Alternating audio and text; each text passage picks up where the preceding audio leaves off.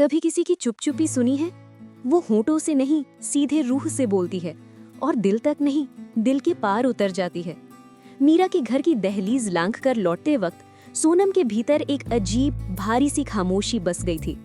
सड़क वही पुरानी थी, हवा में वही चिर परिचित नमी थी, पर आज हर चीज जैसे बेरंग और बोझिल हो गई थी। हर कदम पर मीरा की उदासी की गूंज थी। घर पहुंचकर उसने दरवाजा ऐसे खोला जैसे किसी सोए हुए दर्द को जगा न दे। माँ रसोई की धीमी रोशनी में काम कर रही थी। उन्होंने आवाज सुनते ही पूछा, क्या हुआ बेटा, आज तेरी खामोशी इतनी जोर से बोल क्यों रही है?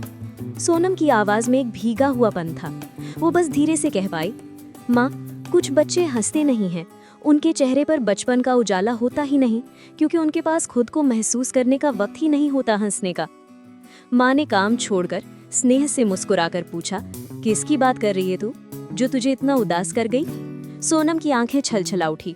उसने भर्राए गले से कहा, मीरा की माँ, वो इतनी छोटी सी कली है, पर उसकी आंखों में जो अथाह दर्द का सागर मैंने देखा ना माँ, वो तो मैंने जिंदगी के थपेड़े झेल चुके किसी बड़े इंसान में भी नहीं देखा। उसकी हर सांस जैसे किसी बोझ तले दबी हुई थी। सोनम की पलकें भीग गई। माँ ने आगे बढ़कर उसके माथे पर हाथ रखा, जैसे कोई घाव सहला रही हूँ। बेटा, जब तू किसी और के अनकहे दर्द को अपनी आत्मा में महसूस कर पाती है, तो इसका मतलब तू सिर्फ बड़ी नहीं हुई है, तो इंसानियत के सबसे ऊंचे मकाम पर पहुंच गई है। सोनम चुप रही। उसने अपनी आंखें पूंछी। उसके मन के कोने में एक अमिट संकल्प जागा। अब मीरा को ये दर्द अकेले नहीं सहना पड़ेगा। अब उसकी खामोशी को मैं अपनी आवाज दूंगी।